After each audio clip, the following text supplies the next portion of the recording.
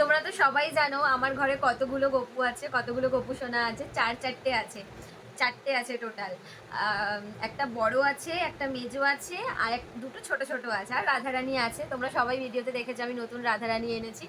So আমার বড় গোপালের জন্য সেরকম কিছু বানিয়ে দেওয়া হয়নি কখনো। মানে আমার মেজো গোপালের জন্য আমার মা রূপোর বালা করে দিয়েছিল, ছোট ছোট দুটো। আর বড় গোপালের জন্য সেরকম কিছু কখনো বানানো হয়নি।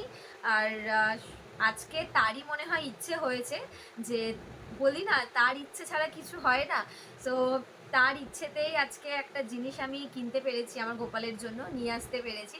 সেটা আমি তোমাদেরকে সেটা হচ্ছে মানে এটা আমার অনেক দিনের ইচ্ছে ছিল যে আমার বড় গোপালের মানে ওই জিনিসটা থাকবে। চলো এবার আমি দেখাই আমি কি কিনে এনেছি আমার বড় গোপুর জন্য। দুটো বালা, এটা হচ্ছে পায়ের নল আর কি, সারাদিন ঝুনঝুন করবে। এই দুটো এনেছি, হাতের পরে বানিয়ে দেব। এটা পায়ের, হচ্ছে মেজো গোপালের পায়ের পায়ে, এটাও ঝুনঝুন ঝুনঝুন করবে। এটা ছোট্ট একটু। কেমন হয়েছে সবাই বলবে, আমার তো খুব পছন্দ হয়েছে। যাই হোক, একটা জিনিস আমি করতে পেরেছি।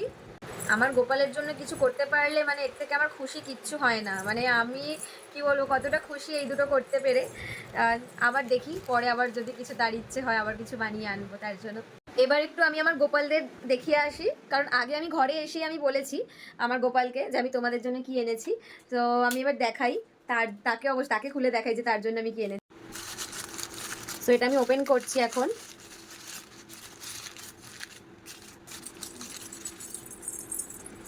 এই দেখো গপু, এটা তোমার পায়ে নূপুর। দেখো কতটা খুশি হচ্ছে।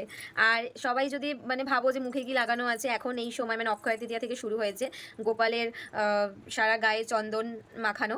এটার কারণ আমি পরে বলবো। আর এই যে গপু, দেখো এটা তোমার জন্য। আর এই যে এটা হচ্ছে মেজো গোপালের পায়ের নূপুর, দেখো খুশি হয়েছে এটা, দেখো।